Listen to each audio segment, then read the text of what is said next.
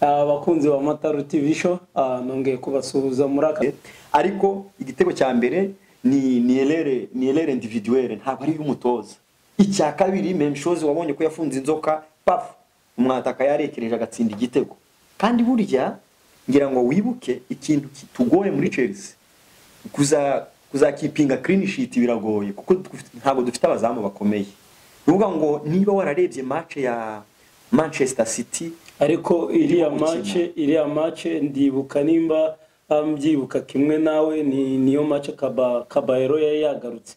Caballero ariko nawe n'umuzamu ariko nyina ariho nshaka kurasa yuko erere zose Kepa Arrizabalaga yakoze ariko biracyagaragara ku rwego rwa Kepa Arrizabalaga ruri hejuru ya Caballero. Ese iyo decision ya Frank Lampard yo kugira ngo game bitewe n'amayerere navuga ngewe ntajya mbara ko ari na manini akura ahita afata icyemezo cyuko yashyira kuri bench Kepa Arrizabalaga akagarura Caballero mu zamu.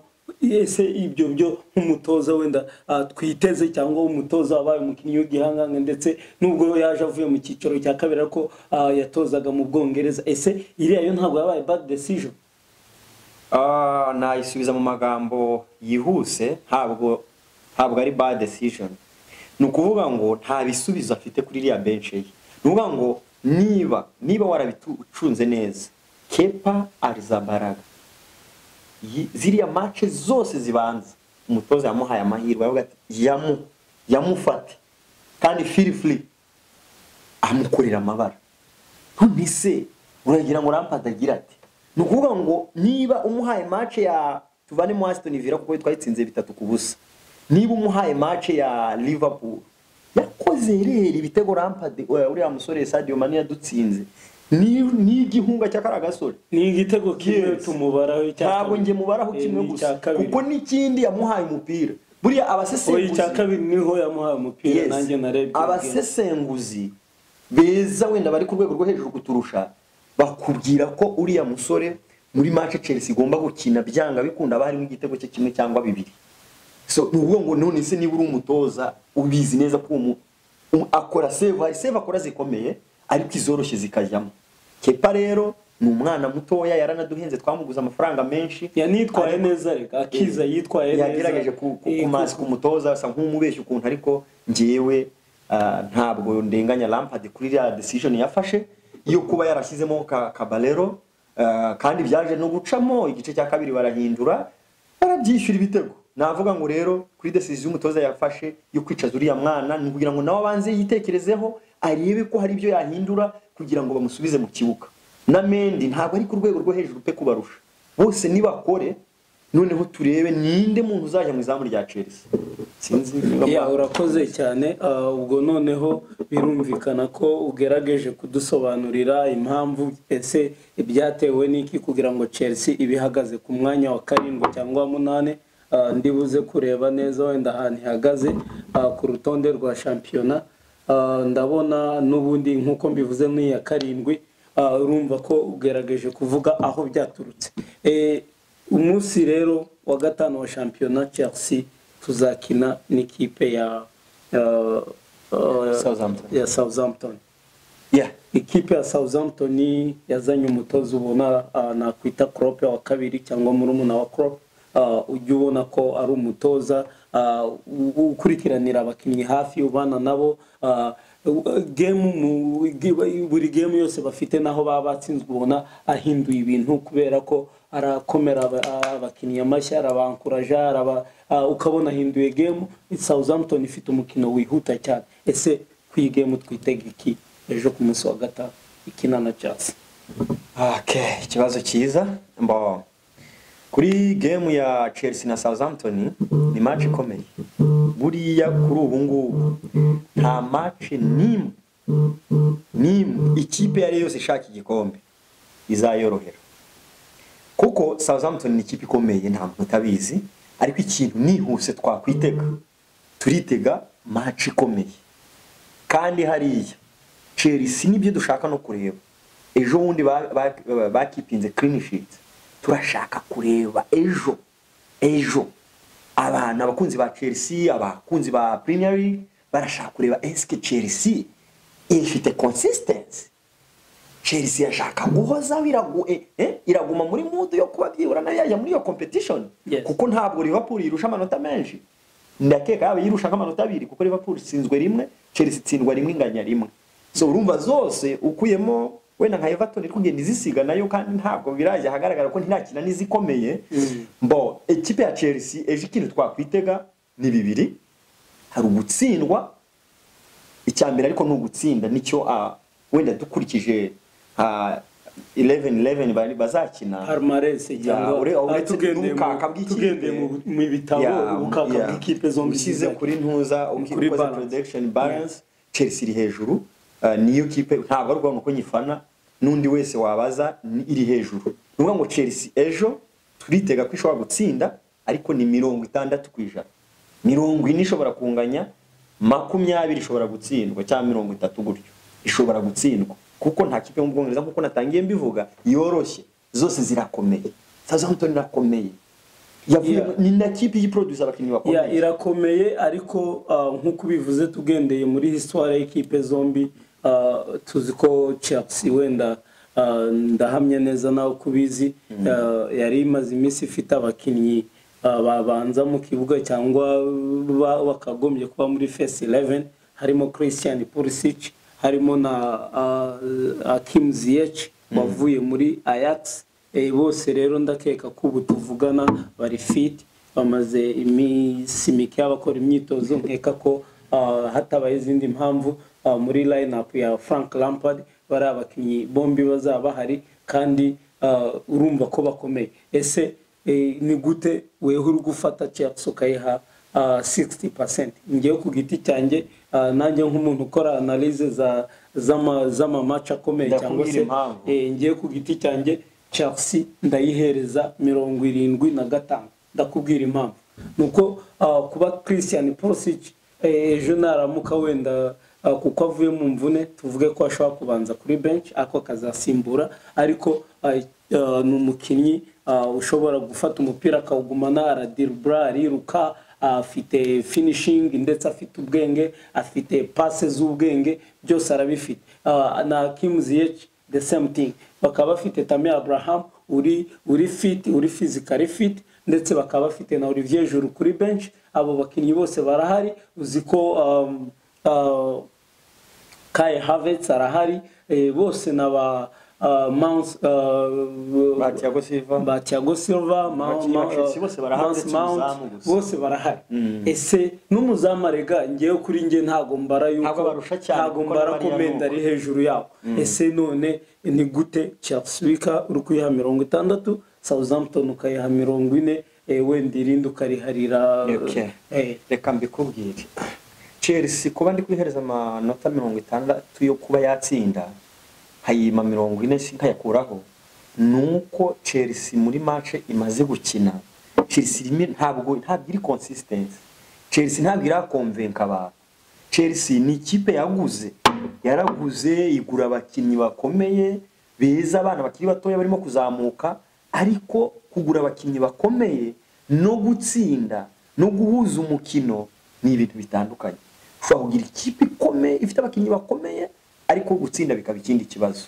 So rero ntabwo nahita nirukanka ngo mvuge kubera ko abakinnyi bacu bose bahari mbo turatsinda Southampton byoroshye. Oya, nayihaye 60% nuvuga ngo kuko Edayer iri no mu rugo, iri mu rugo, iri Stamford Bridge. Nuvuga ngo rero ntabwo ikipe ya Chelsea nayigenda ngo nyihereze credit ngije kuri za 70-80, kandi igenda igasitara kuri ira kipe kwa mu cyiciro cya kabiri ya West Brom igatsindwa na za Liverpool, igatsindwa na Liverpool, igatsindwa na za Arsenal muri za Carabao.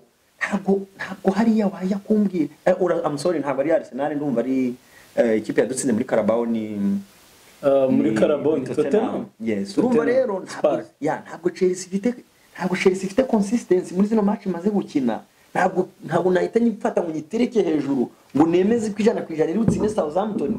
Reka tubirebe, tubitega amaso, nunamfasha tuyiveho kugira ngo wenda tuvuge no kuzindi. Ariko ikintu nagusaba nanakwemerera nuko Chelsea abantu bagomba kwirinda kuvuga ko reka tuyitege nayo, reka tuyihereza ama match.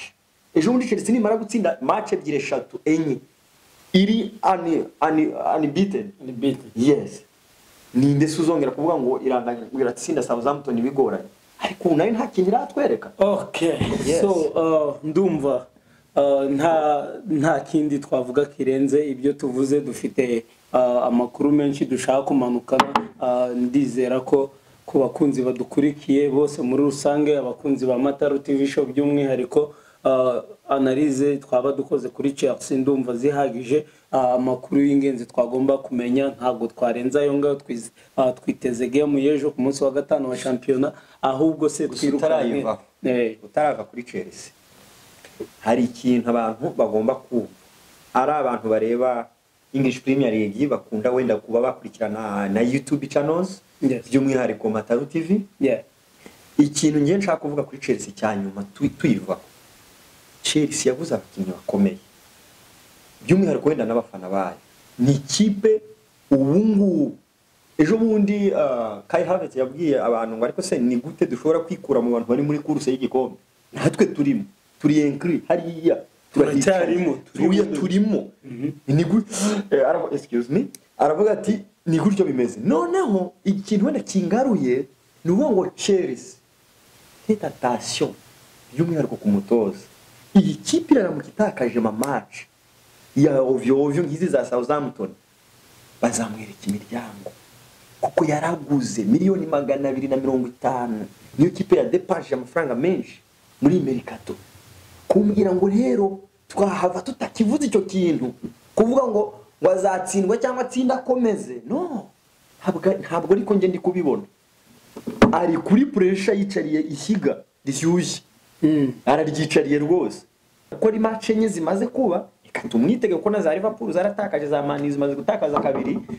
Reka tumwitege, ariko araramutse akoze erreur uriya mugabo aravamo. Urakoze cyane ko urumva ko nta gisa no kubana n'umuntu umenyereye gukora analyse twaye dusimbutse tutavuza akantu kandi abantu bitegeka agomba kuzaba.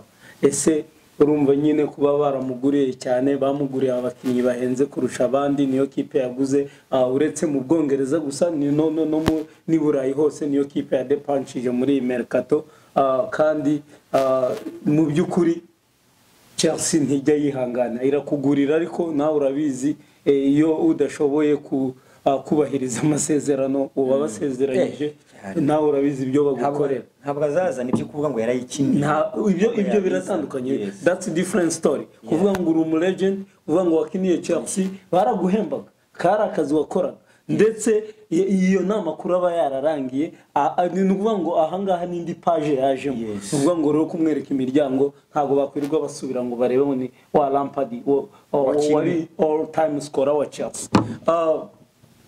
Urakoze. Ubwo rero tugiye kujya ku birori bizaba ejo, ibirori bikomeye cyane hagati y'abagabo babiri. Bikomeye gute, biryoshye gute, abantu biteze iki? Ni kuko abantu none bafite amatsiko birenze yuko nyine kuba ari ikipe zombi z'ibihangange.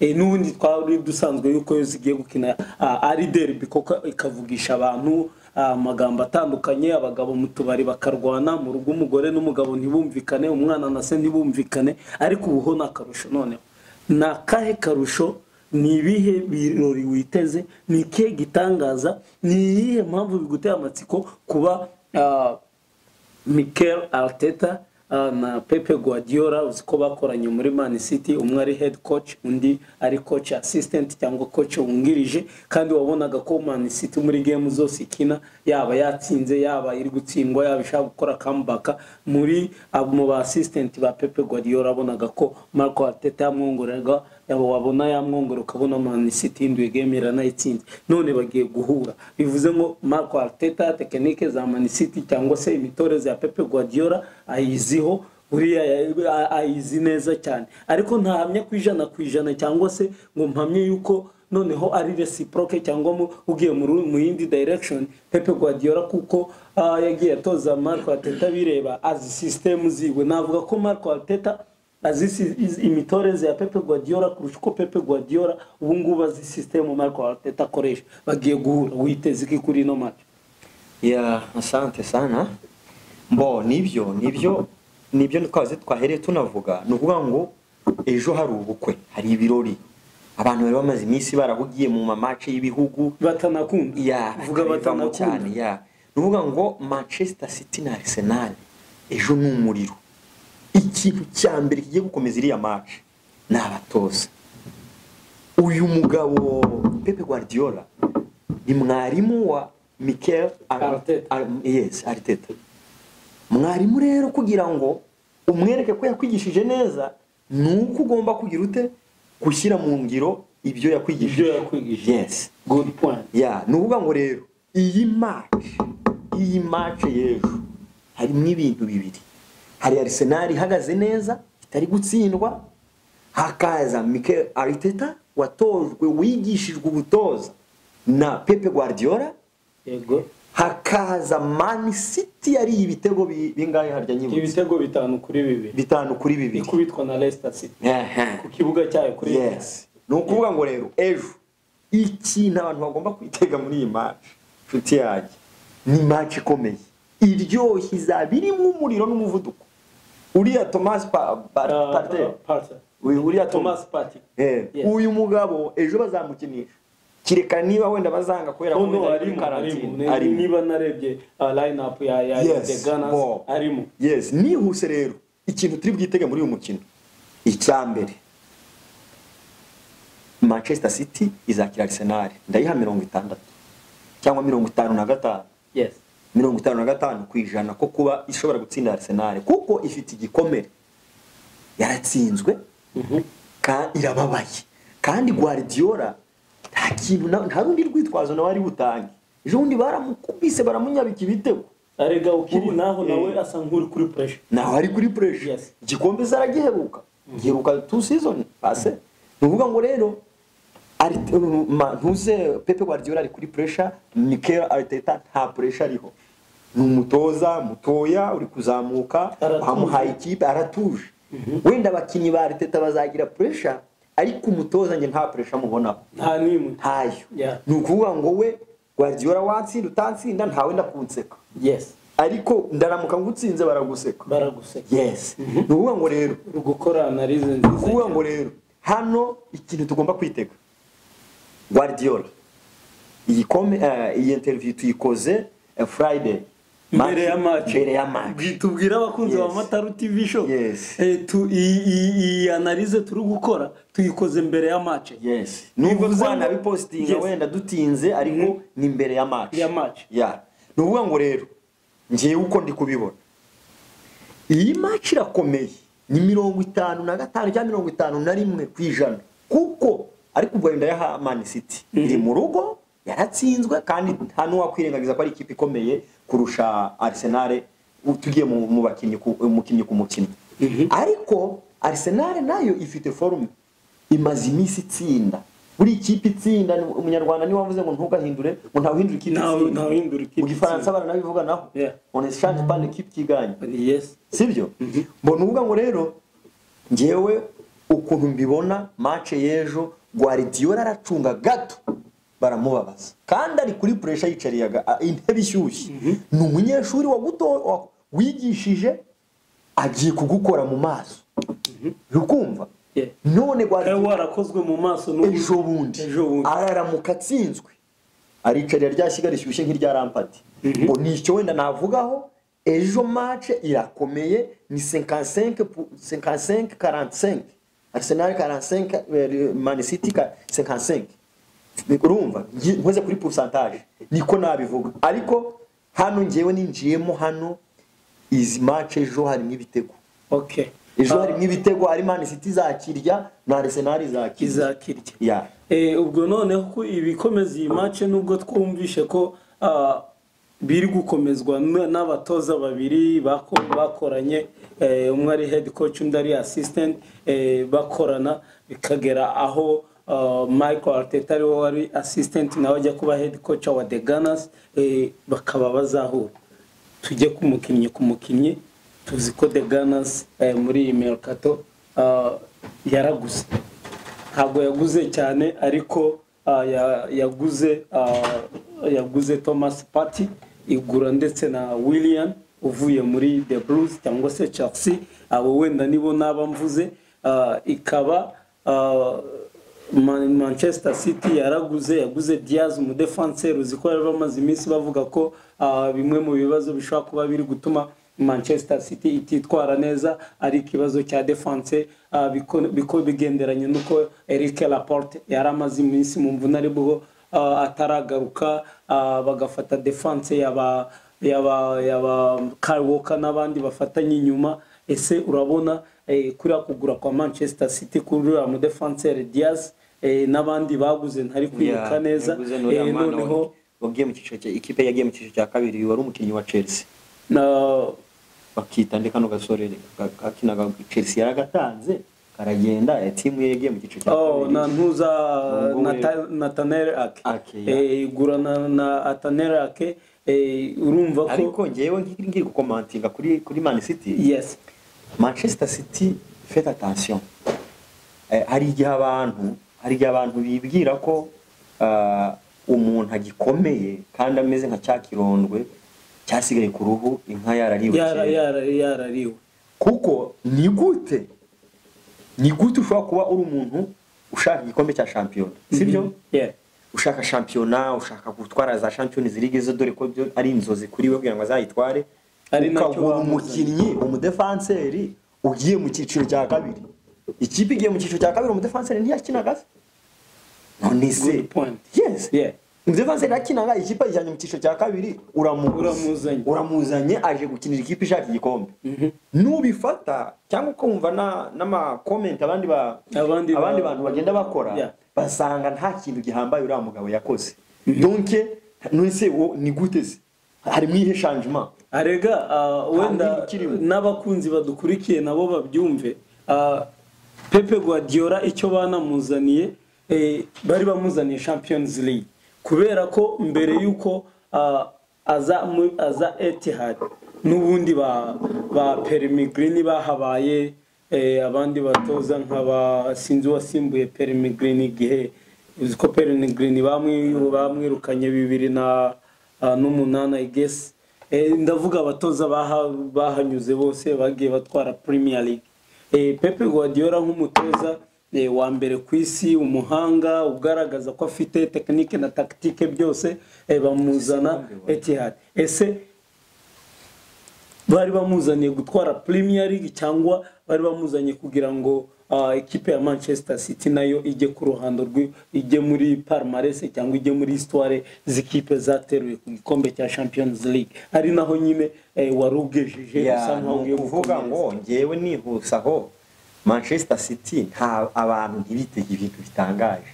Imaze gutsindwa match menyare ebyiri wenda nko ni match ebyiri. Manchester City yakubiswe match ebyiri inganya na Leeds. Ngewe Manchester City tuzahangana ni umufana wa Chelsea. Yes. Iriya Manchester City tuzahangana nikomeza kuzana mbiri yabingi. Oya nitanakomeza tuzahangana kubera ko Manchester City ntabwo ugura umukinnyi umudefenseur ugiye mu cyiciro cya kabiri ngo umuzanaze kuguhesha Champions League.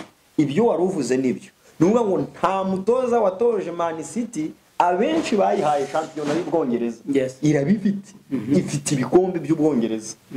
Ntabwo ushobora gutakaza umukinnyi nka Company nurangiza ngo uzane ngo Nathaniel Ake. Ko bibaho Company niwe wahaye Man City championnat ya season ya kabiri ishize. Ginda rest igitego. Niwe wari ni kira gikombe ni wakibahaye. Yes. Company baramusezerera aragiye kuko wenda n'imyaka yari imaze kwigira hejuru, uri murazana abana muri defense.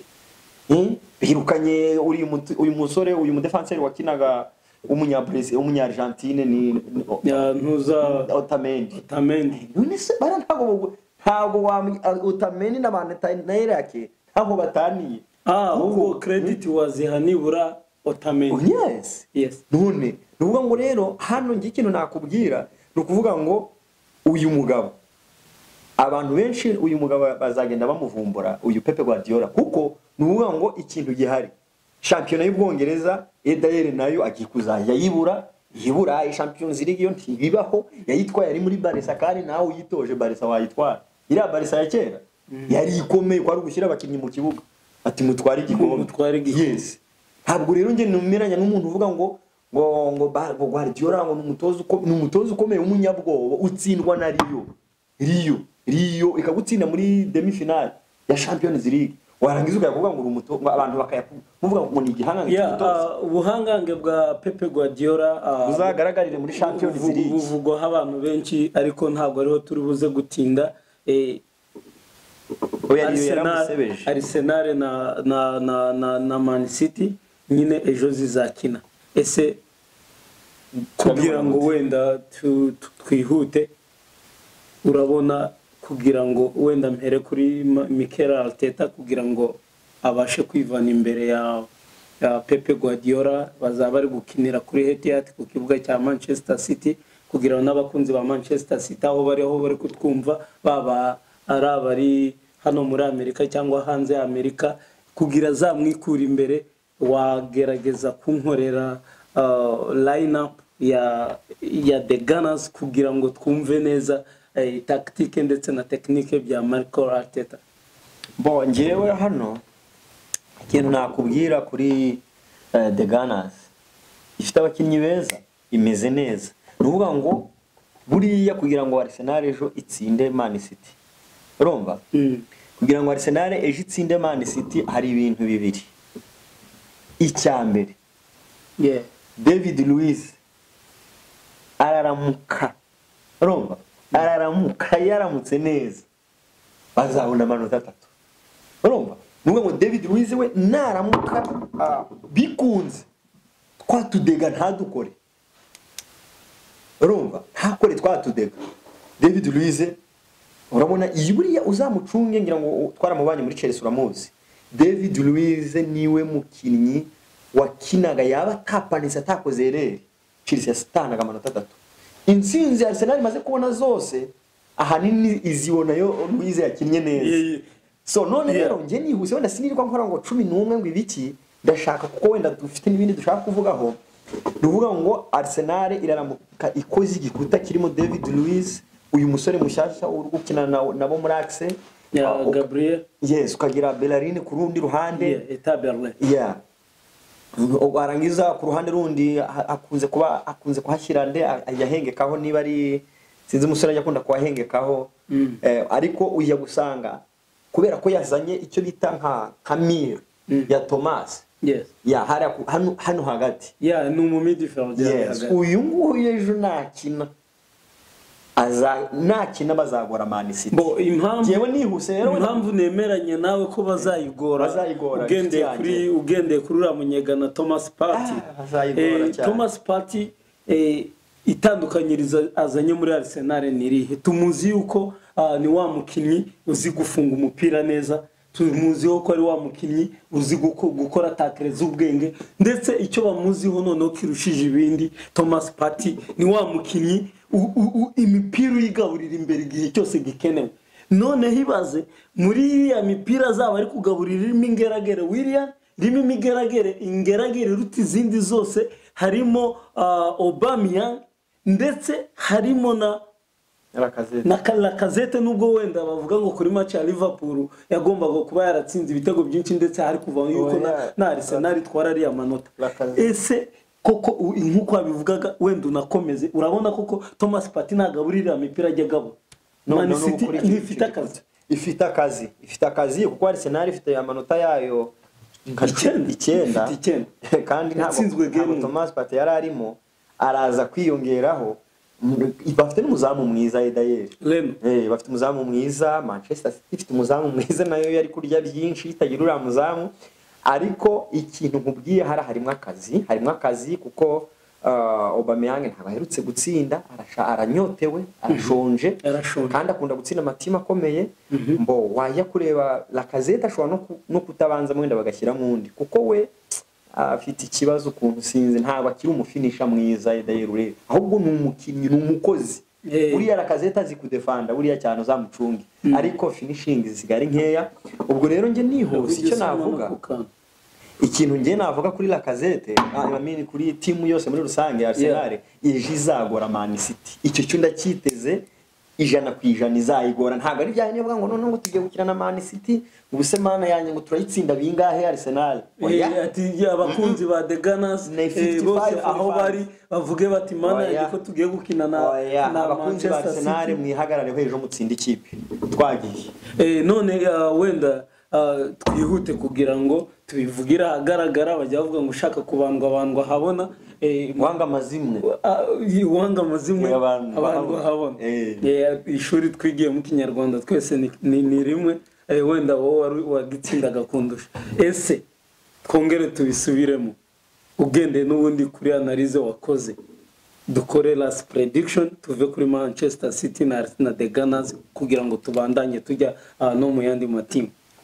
Mu mwanya wanjye mukunzi wanjye dusanga ikiganiro kora prediction yawe nankore yanjye gutyo tunabivugira imbere tuvuga uko match izagenda tunatega tuva kuri Manchester City. Tuteganye nawe okay. Yes. Yeah. Bo ejo Manchester City na predictinga ko izatsinda Arsenal bigoranye nubwo wenda nakomeje kuvuga ko wende bizayigora ariko ni nka za filime za kera za Yanga bavuga ngo The Band ngo birangira apfuye. Ariko ejo Arsenal zihanyagura uko ishoboye kose ariko kuri prediction yanjye ntabwo yarinje uzaba uri mu kibuga biranahinduka. Iza prediction niyo mpamvu bayita prediction. Ibyo mbona n'uburyo Man City nyizi na Arsenal na Man City iri mu rugo yakomeretse ubushize itsindwa biteye isoni nda predictinga ko Man City izatsinda Arsenal ejo ibitego yibura nka 3 kuri 2 cyangwa 1. Arsenal izabona igitego. Manchester City izatsinda 3 kuri 1. Ni home for analyse turazisangiye kandi twese turabakunzi ba Premier League kandi twese tusanzwe tuzi izo kipe zombi. Kuri ngewe ndakunyomoza mvuga nti ngende kuri analyse wakoze nanjye nizo nakoze twasangiye ikiganiro. Ndagira ngo n'abakunzi ba Mataru TV show aho muherereye hose na nyuma ya match muzatera comment ndetse turakora post kuri Instagram muzayireba. Ngewe ndizera yuko nyuma ya game cyangwa se game izarangira ikipe ya Arsenal itsinze Manchester City ku bitego 3 kuri 2. ndavuga ibitego 3 bya The Gunners ibitego 2 bya Manchester City. Abakunzi nabibetinga cyane nabibetinga n'ubu ngubu sinzi niba nakohereza kuri Cash App sinzi niba ari wowe wanyohereza sinzi niba twayahande ariko ubishaka nta bwoba mfite. Arsenal ifite 3 kuri 2 bya ntabwo uri bwirirwa wandika hano turi kuri TV birumvikana iyi ni record. Arsenal izatsinda ibitego 3 2 bya Manchester City nyuma ya game binashoboka tuzanayireba nawe wenda niko ndi kwibwira tuzagira icyo dukora. Twihute rero dufite indi game y'umuriro ubwo predictinze n'abantu bo kuri Mataru TV turebere ngewe nkizeho ko Arsenal izatsindwa wowe ushyiraho ko izatsinda twakomeje intego turayiziranyeho ngo nanga ntago rero ntago twigeze twicisha wenda ndizera ko abakunzi ba Man United ndetse n'abakunzi ba The Cops Liverpool bashaka kwibaza bati bari abagabo kuri Mataru TV show twe batwicishije irungu twe ntago bigeze bakora analyse kuri game zacu ntago bigeze baduha makuru agezweho tumenye uko twitwaye ubushize ndetse nuko tugiye kwitwara ku munsi w'ejo wa champion umunsi wa 5. Ese twavuze kuri game y'umuriro noneho ndagira ngo tumanuke nta binyu ufite wisagaguye uri flexible wumva utekanye wicaye neza. Ese umeze neza tujye ku derby ya Merseyside derby Everton na Liverpool. Everton na Liverpool. Esiri ya game dusanzwe tuzi ko ziriya ni ikipe zari zitandukanyije mbere zari ikipe imwe buri gihe iyo zihuye n'ubundi utagende ku bihe bibi Everton yabirimo utagende ku bihe byiza The Cops Liverpool yabirimo utagendeye kuvuga ngo bakiniye ngo wenda bakiniye kwa Liverpool cyangwa bakiniye kwa bazakinira nibari kwa Everton Goodison Park niho bazakinira ndabizi neza. Alright, so ni ukuvuga ngo none abakunzi ba The Cops bari kutwumva kakanya ndabazi, harimo babyara banjye, harimo na murumuna wanjye cyane, the youngest our family Faust ari muri Phoenix, harimo babyara banjye bari muri Phoenix bose bakunda The Cops, harimo n'abandi benshi ncuhuje abanyamishigani muri kutwumva, muzareba izo game muri gukurikira Amatara TV show, gira icyo babwira kuri iriya game. Kwitega iriya match iri hari Sadio Mane yagarutse, Thiago Alcantara yagarutse, Alisson Becker yagarutse. Abaza bose nge nta kibazo mfite, nkuko mvuze ko Man City izatsinda Arsenal ndanabibetinga, ntabwo ari nje uzakina, birashoboka ko byahinduka rwose Arsenal nayo igatsinda kuko ifite ubushobozi. Ariko ukinyibukije ko ngiye ndi kumva ari amafaranga ari $1,000,000 abatwumva batagira ngo ni amafaranga, kuko turi muri Amerika, turi mu mujyi wa Dayton, muri state ya Ohio, ko tutigeze twabigize ibanga, twashesanga ijana. Okay, komeza tujye kuri The Cops. Kuri Everton na The Cops ntago ndi betting, ariko turi analyze ubu tugiye muri analyze ndetse na prediction turakora kabisa. Everton ifite amanota 12 kuri 12 nyuma ya game se cyangwa aho ihagaze. Ndimo ndavuga ubu turimo turareba current forms. Yes, turi kureba form bafite. Everton 12 kuri ageretse ku yandi, irapima no kukuri kosa ryo kunganya. Ifite umutoza Carlo Ancelotti, mutoza mu bicyara. Liverpool kagira iyo bita Jurgen Klopp. Yes, ndamwemera na n'umusaza, n'umuntu w'umusaza ufite Champions League, n'umugabo ndamwemera n'umutoza mwiza. Ariko selo wenda katuvuge oya byose urabivuga, tuvuga n'indimi zose biremewe. Selo wenda na forme equipe ya Everton ifite, bijyanye na forme za Everton, uburyo abakinnyi yaguze, uko ihagaze. Hano ngewe ntabwo tubitegera, ariko Everton izatsinda Liverpool. Ndavuga impamvu. Yes, nari nazo dushaka n'abakunzi bacu badukurikiye. Impamvu zivuga icyambe umutoza wa Everton, umutoza w'ibigwi, umugabo ufite igitsure, uve kuri aba bacu nanga barabazamaniyo. Niwe afite igitsure cyane. Urumva ubwira umwana ati kora iki? Wabonye umwana James Rodriguez wavuye umunya Colombia, uburyo bamuteragiranye bakagira ngo sumukiri. Hariya niho agomba kuba ari muri ya kipe yitwa Everton, arimo arakora ibintu. So nihuse rero Everton ifite umutoza mwiza, ifite abakinnyi bari muri mood yo gutsinda, bafite morale yo gutsinda, bahagaze neza, bafite forme kandi baranakomeye buryo. Se bari kumva ko nabo bishoboka ko bakabyize bakaba nabo bagiterura kuko na Leicester yagiteruye cyane rwose birashoboka. Wenda yego haracyari kare abatwumva bataza kuvuga ngo bumvishe ngo Rugamba na Jibe ngo bavuga ngo Everton izatwara igikombe. Ntabyo tuvuze, ntabyo tubabwiye, turimo turavuga ko bishoboka. Ya kandi haracyari na kare. Everton ngendeye kuri ibyo nkubwiye ifite ubushobozi bwo gutsinda Liverpool, ariko Liverpool nayo reka nyivugeho, ndabizi uravuga utese yitsinze gute kandi ba Sadio Mane bahari.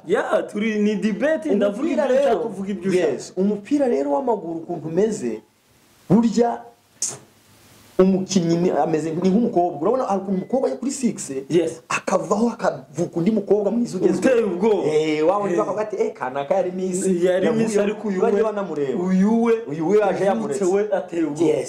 N'umupira nuko n'abakinnyi ni gutyo. Ni ukuvuga ngo Liverpool yari ifite forms kabisa last season, ariko ubu ngubu uko mbibona nuko irimiza ntabwo ariko bikimeze. Igiye kuba nka wa mukobwa rero. Liverpool ndabyemera guza ba Alcantara, Sadio Mane yagarutse, uyu musore umudefenseur wabo nani Virgil van Dijk arahari, n'abandi bose barahari. Umuzamu niwe wavunitse ashobora kuba atazakina. Alisson Becker ntabwo azakina. Rero Liverpool mbikubwiriye hano n'imbere y'Imana kandi n'abandi bananyumva. Sivuga ngo imbere y'Imana n'abantu kuko turikubwira cyane. Liverpool izahura n'akazi muri iyi season izahura n'akazi gakomeye gusa nubwo izahura nako niyo kipe iri ku mwanya wa mbere mu bashobora gutwara igikombe. Yambise niwo mukandida wa mbere wenda nihu tukaza kumpa umwanya ndabapanga ariko iraza ku wa mbere. Ariko iyi match izayitakaza yarakomeretse ndabyemera ariye birindwi. Hano mbabarira ndebeho ntaza kubeshya abatwumva. Hano Liverpool izakina na Everton kandi Liverpool izasanga Everton mu rugo. Yariho twavuze ko bazakinira Goodison Park. Yes. Yakukibuga cya Everton. Yeah. Nukuvuga ngo rero jipe. Hano icyo twiteze. Liverpool ifite abakinnyi bayo bose. Iromara iki abakinnyi ifite iki ari byose. Carlo Ancelotti yamaze kubashyira mu hano. Arabafite. Ngiye mbikubwiriye aha uze kumva nandi ma comment ku ma televiziyo akomeye. Barakubwira ko iyi match biribura nibatanganya Liverpool iraba de bande. Iraba de bande ariko ntagendeye kuri comment ntagendeye ku byo abakunzi ba Premier League bose biteze cyangwa by'umwihariko abakunzi. Excuse me. Ubwo rero nibyo navugaga ngo tutagendeye ku byo abakunzi ba Premier League bose aho bari, yego ndabizi yuko bari kuvuga ngo Carlo Ancelotti, ibinyamakuru, abapunditi, ibiki byose, abakunzi ba Everton bari kuvuga ko bitewe na Everton mood irimo iri mu bihe byiza, ifite morale, yazanye abakinnyi, iri gutsinda, igiye guhura na Liverpool, ni derby dusanzwe tuzi ko bisanzwe ikomera, ariko ngewe ku giti cyanjye nka Teacher JB niyo poje n'abandi bose style ndacyari kuri the Cops Liverpool n'abakunzi banyu munyumve nubwo ndi umude Bruce ndi inyuma yanyu. Ejo Sadio Mane yagarutse yavuye muri quarantine, Thiago Alcantara yaje, Everton ifite ibyago ejo nukuyibatiza ibitego bine. Dukomeze twayivuyeho wowe ni kubyumva ngewe abakunzi bacu bazatubwira tuzagaruka après this week. Yes. After this week, we come back. Yes. So let's go. Go forward. Ubwo rero tukaba mukunzi wanjye cyangwa inshuti yanjye Om4 tukaba tugifite muri za Big 6 dusigaje ikipe ebyiri arizo abakunzi ba Manchester United batwumve ko tutabibagiwe n'abakunzi ba Tottenham Spurs. Ubwo rero tukabangira ngo ducabiranye tugiye ni Organ Solskjaer kuri Man ntago Organ Solskjaer ugiye kuzahura na Newcastle kuva yagaruka iva mu cyiciro cya kabiri.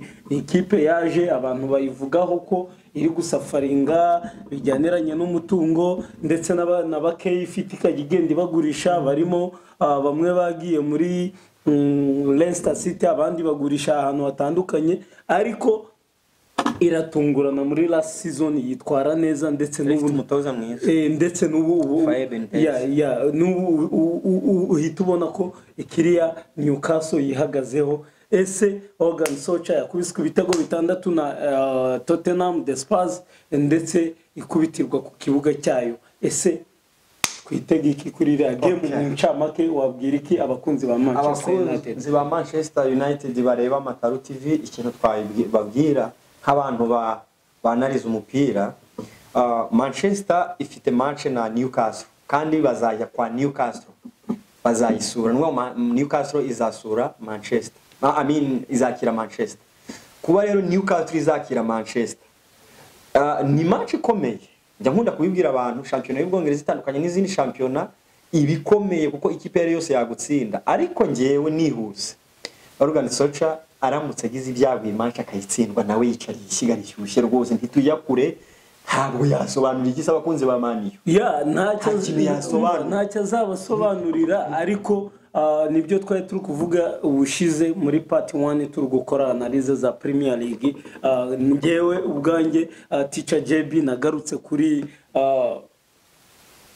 kapiteni wabo ari nawe basa nkaho bashinzeho cyane, Harry Maguire, ukuntu atajya ashobora kwipositioninga neza imbere ya adversaire, usanga targeting ziwe, déplacement ziwe, movement ziwe ziri slow, byose no kumenya gufunga adversaire neza kandi uzi ko ari umudefenseur wo hagati. Ejo ndi twamubonye muri UEFA National League n'ubundi the same, cyane kimenye kuri match ya England na Denmark yariye umutuku wavuye rwose ku maherere iyi y'amakosa yari ari gukora hato na hato bamukubise umuhondo akoze ikosa rya kabiri bari bamwihangani ubwa kabiri ubwa gatatu umutuku ho yakoze takre iyo ubona itari kuye itari ngombwa ese hari Maguire uri mu bihe bibi nka biriya ese azajya mu kibuga ese nibazana Eric Bartrebae azakora iki ese Organ Socha n'umuzamu we De Gea ubona nubwo na ari umuzamu ba place ko ari we wa mbere kwisi n'abasore ba Newcastle banyaruka uri kubona kugira ngo iriya kipa ive imbere niki yakosora kwihuta tujya kuri Spurs.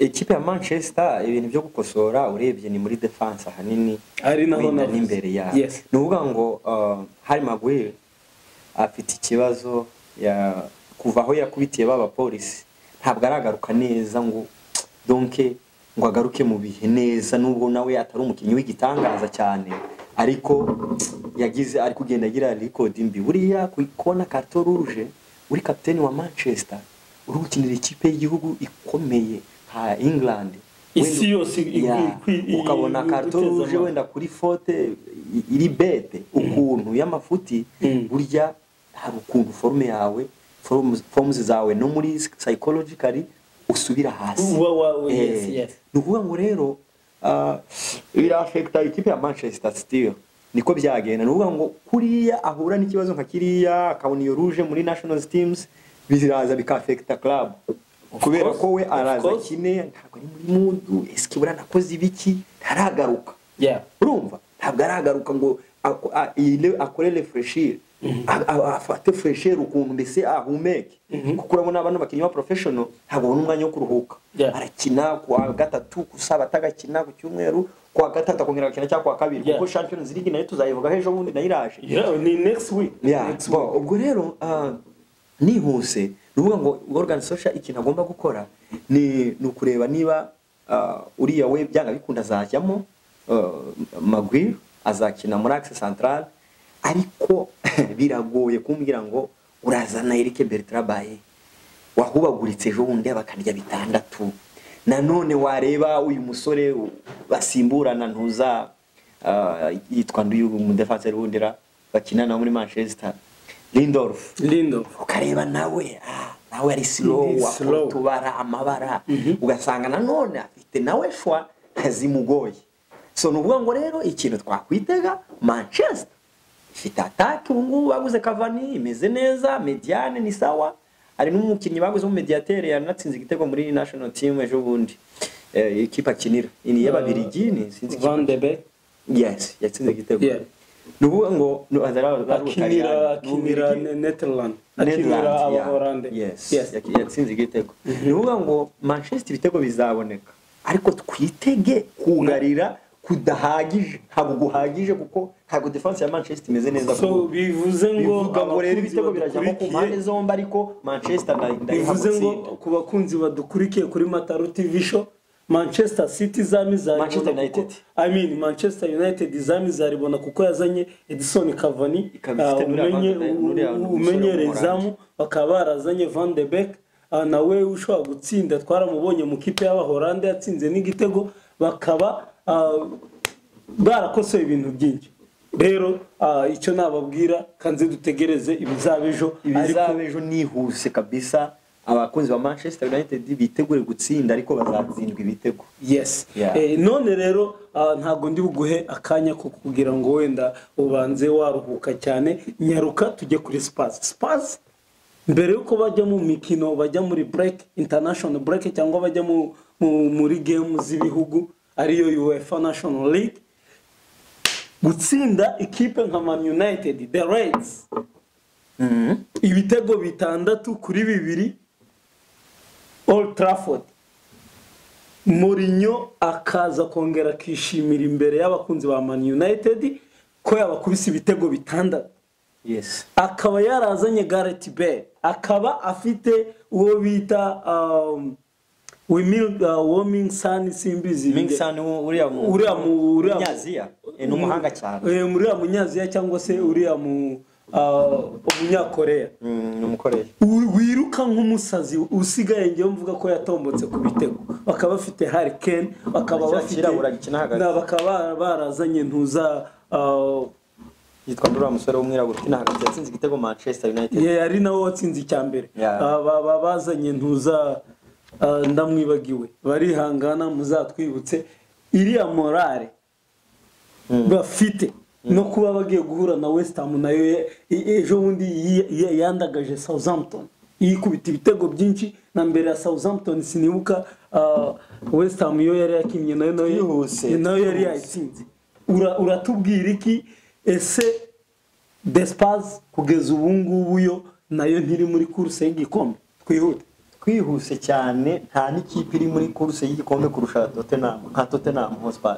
Tottenham Hotspur ifite abakinnyi bakomeye ifite abakinnyi bakuru ifite abakinnyi bazi shampiyona y'Ubwongereza why not yaraguze Tottenham Hotspur ni ikipe iri hariya muri eshatu ziri hariya ziri gushaka igikombe ni ukuvuga ngo rero iyi match reka niho tugiye kureba confirmation ya Mourinho eske watsinze Man U kubera ko yabonye rouge wayitsinze 6 kubera iriya rouge ya Martial cyangwa n'undi wari kuyitsinda wari gutsinda Man U ibyo nibyo dushaka kureba turebe ngo iyi kipe yitwa West Ham umugani wawe nayo yari yatsiyandagaje ikipe nayo itoroshye reka turebe cyane ko ndi kubona Mourinho ari azakira ntuza iyi West Ham azayakira nuvuga ngo rero ngewe tunyarutse vuba kuko nyine biri kumvikana ko amatimu dusa nk'abayashoje ni ukuvuga ngo Tottenham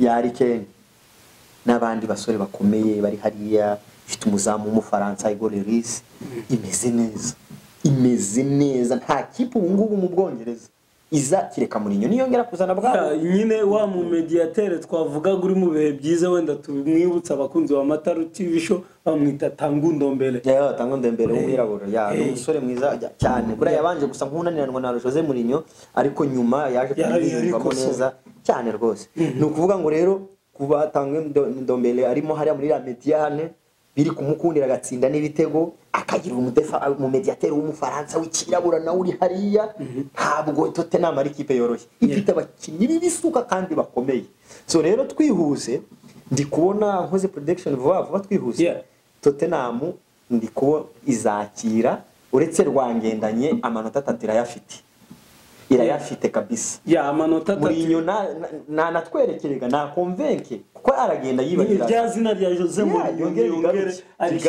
bamwita the special one nagaruka be the special one nagaruke ajye muri wa mwanya ni wa mutoza ufite ibigwi ni wa mu Portugal w'umutoza wakoze ikombe abo ba Pepe Guardiola bose n'abana n'umutoza ugera muke abe Jose Mourinho mukunzi wanjye rero bakunzi utarasoza wenda ni gusoza bakunzi baza matimu nka za Leicester City n'ayandi muraza kutubabarira tuzabivugaho ubutaha ariko Leicester ngo haye umunota umwe Leicester izakina na Aston Villa uziko Aston Villa yatsinze 7 ifite uwo bita Jack Grealish uri mu bihe bye byiza nubwo ikipe y'igihugu y'Ubwongereza itajya muhamagara sinzi aho bipfira ifite Rose Barkley nubwo yatijwe avuye muri Chelsea urabona ko iri ifite morale ese ngo haye amasegonda yo kugira ngo uvuge n'umutoza nawo w'amateka ari we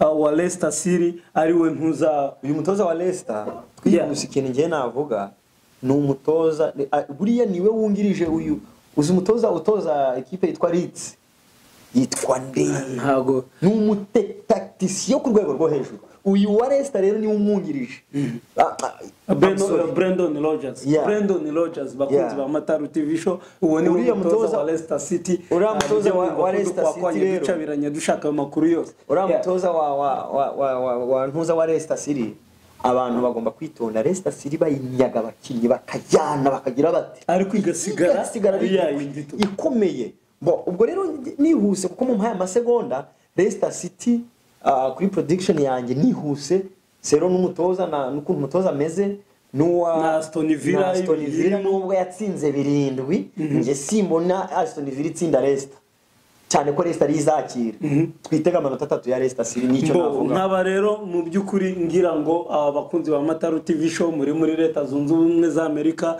ndasuhuza umukunzi wa Manchester United cyane uba Boys aho bita muri Idaho, ngasuhuza abakunzi ba The Cops barimo Faustin ariwe the youngest brother uri muri Phoenix Arizona, angasuhuza n'abakazini nabo bari Phoenix Arizona n'abandi bataramu bose muri US, ari bari Denmark, ari bari Finland, Europe ndetse na Canada ndetse na Australia, mwese mbateye big up, peace and nkongera nkagaruka nkagushimira umukunzi wanjye umfasha mu biganiro uryoshye umupira w'amaguru w'Iburayi tuzavamo mu Rwanda, wumve ko ufite akamaro kandi turi kumwe nawe uri kumwe natwe, tugukunda nawe dukunda, ntituzagutererana cyane ko akaryoshye kadahora mu itama kuri Mataru TV show. N'uburyohe tuva mu byiza tujya mu bindi, naho ubutaha ciao Imana ibaho umugisha. akanya mu by'ukuri muziko ubushize twari turimo dukora analize ya English Premier League, tugerageza kubasangiza amakuru menshi cyane yari yiganjemo aya transfer, tubizeza ko rero umunsi nk'uyu tuzabazanira part 2 mbere y'umunsi wa gatanu wa shampiyona. Muri make mukaba mumenyereye ku mazina ya Teacher JB, nkaba ndi kumwe na mugenzi wanjye Om4, ari buze kwivuga ku yandi mazina kuko ndavuga Om4 kuko ari ryo zina nkunda kandi nzi ko abakunzi b'umupira mwawukurikiranye muri Afrika mu muzi kuri ayo mazina. Akaba ari umuhanga mu kibuga ndetse akaba ari n'umuhanga mu gukora analize ku mipira y'Uburayi. Tudatinze rero ndi kumwe nawe, ari hano mu kuboko kw'iburyo bwanjye, agomba kwibwira abakunzi bakurikiye Mataru TV show. Sante Jibe, urakoze cyane, ndagushimiye cyane kandi nsuhuza n'abakunzi ba Mataru TV.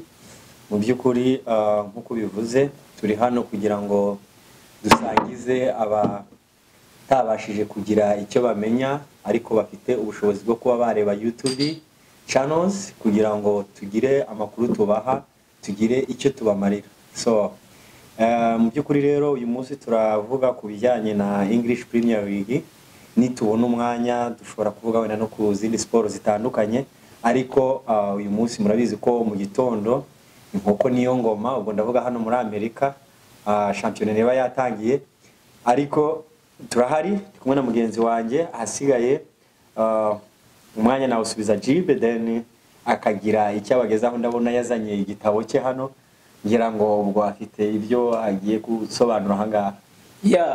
Ibyo nsobanura ni byinshi cyane, ntago umbeshyeye cyane ko nta nubeshyera uhari.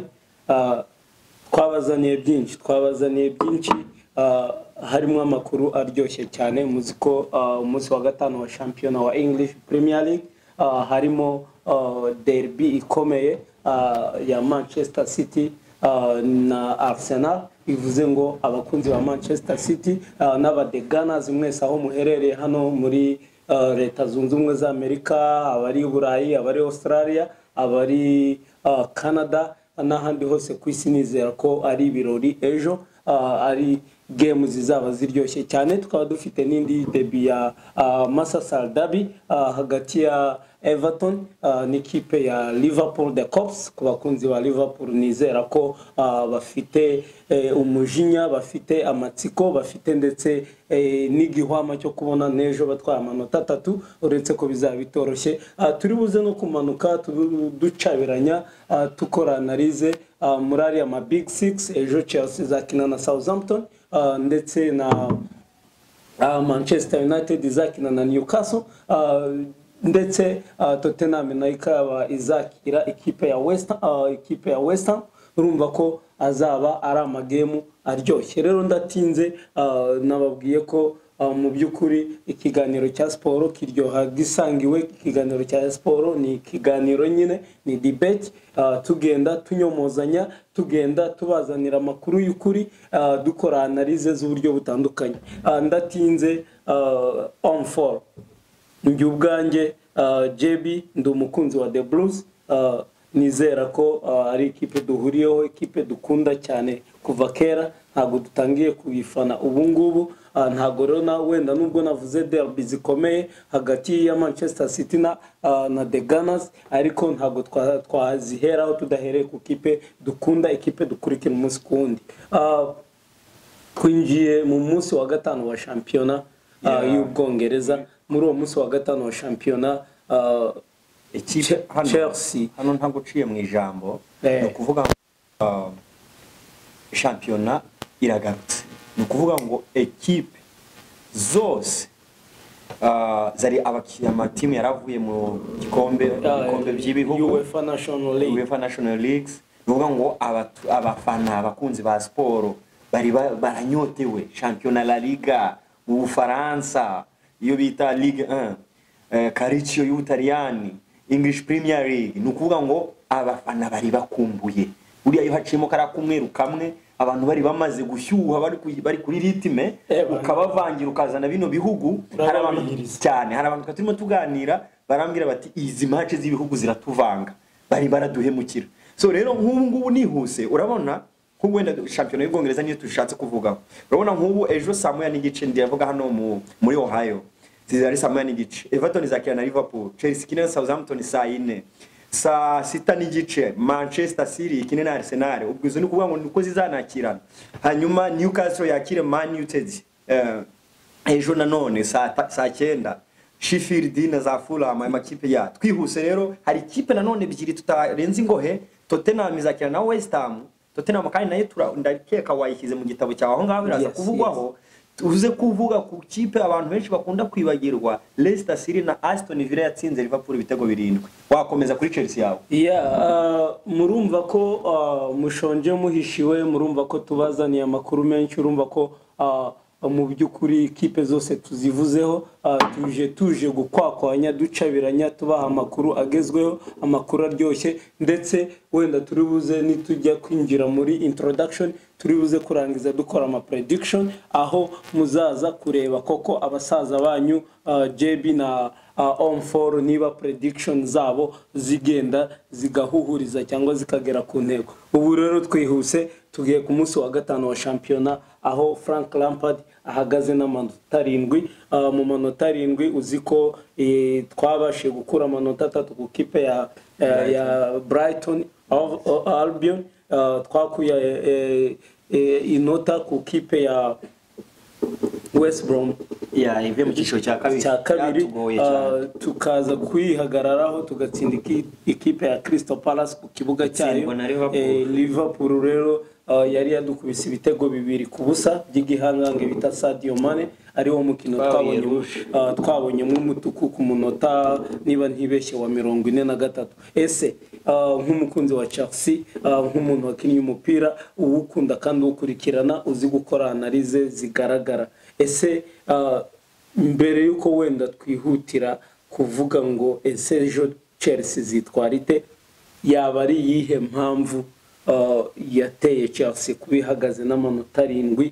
Bigaragara ko muri match yakinnye, match yari yakabaye yarayigoye cyangwa ari komeye, ari match ya Liverpool, ariko izindi kipe eshatu ziri hano yaba West Brom, yaba Crystal Palace, yaba Brighton Albion. Ese ni kuki Lampard adafite amanota wenda nibura 9? Ndagusubiza muri aya magambo, ni ukuvuga ngo umugabo bita Frank Lampard ni umutoza, ni sezo ya kabiri muri shampiyona y'Ubwongereza icyiciro cya mbere English Premier League. Ni ukuvuga ngo aracyari umunyeshuri, icyo ni cya mbere. Ikindi shampiyona y'Ubwongereza itandukana hanini na shampiyona zindi. Itandukana na shampiyona y'Ubufaransa aho PSG ijya gukina abantu bizeye amanota 3.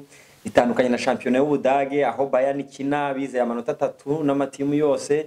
Wajya no muri Espagne wenda ukuyemo Real Madrid, Barca na Atletico na Sevilla, nizo kipe usanga wenda zigora ari amatimu ya mbere, ariko izindi zo hasi baba bavuga ngo baratsinda.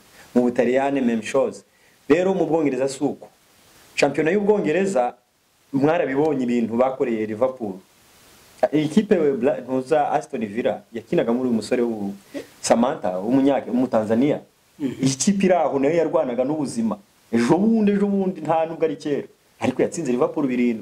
Kuvuga rero kuba wenda twaratsinzwe na West Brom ivuye mu cyiciro cya kabiri ni ibintu rwose bishoboka nta nubwo yadutsinze twaranganyije ahubwo nasomye ibinyamakuru byinshi nsanga abakomiteta bavuga ngo barimo guhereza Lampard credit kuko yatsinzwe ibitego bitatu mu minota nka 27 y'igice cya mbere yari yamaze kurya ibitego bitatu ariko comeback yakoze mu gice cya kabiri imuhereza credit kuko abantu bose n'abarigendi abantu bose baravuze bati uyu mutoza nyamara yaba umugabo arimo aragenda akura ni gute Chelsea ry'ibitego bitatu akaza garuye ibisubizo ariko aho ngaho urabanza ukareba ati ibyo bitego bitatu byagiyemo gute ese ibyo bitego bitatu babitsinzwe ni equipe ese ibitego bitatu byakurikiranye gute byabaye mu gihe gitoya ariho ngaruka wenda singiye kukuvugira ibintu bigaragara ko igitego cya mbere cya Chelsea byavuye ku kosa rya Thiago Silva aho sinzi uwamuhaye passe sindi kwibukuraza kubivuga bamuhaye passe ananirwa kuyihagarika ndetse uriya mwataka wa West Brom ari wabatsinze bibiri ahita atsinda kiriya gitego ese Lampard bamuhaye credit gute ese kuki yakoze comeback ko atashoboye gukora iyo tactique na technique kugira ngo ibe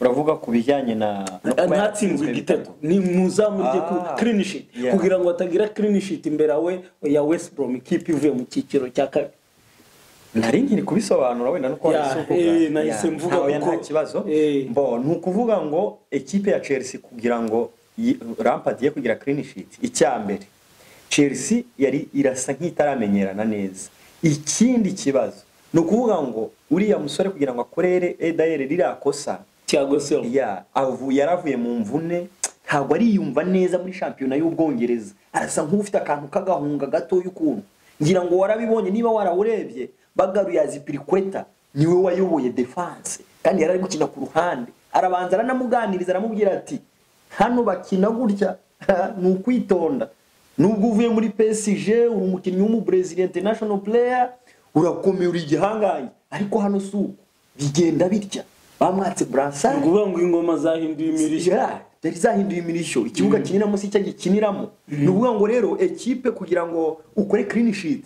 nuko guhera kuri attaque kuri nimero 9 kugeza mu izamu bagomba kubanza bakabyumva kimwe so Lampard rero ntabwo mu Breminga ngewe cyane kubera ko nukuvuga ngo yaratsinzwe bitatu ariko kuko nawe ari umutoza kandi Chelsea yagaragaje ko ari ikipe nkuru arabyishyura kuko ngewe ntabwo ndi butinde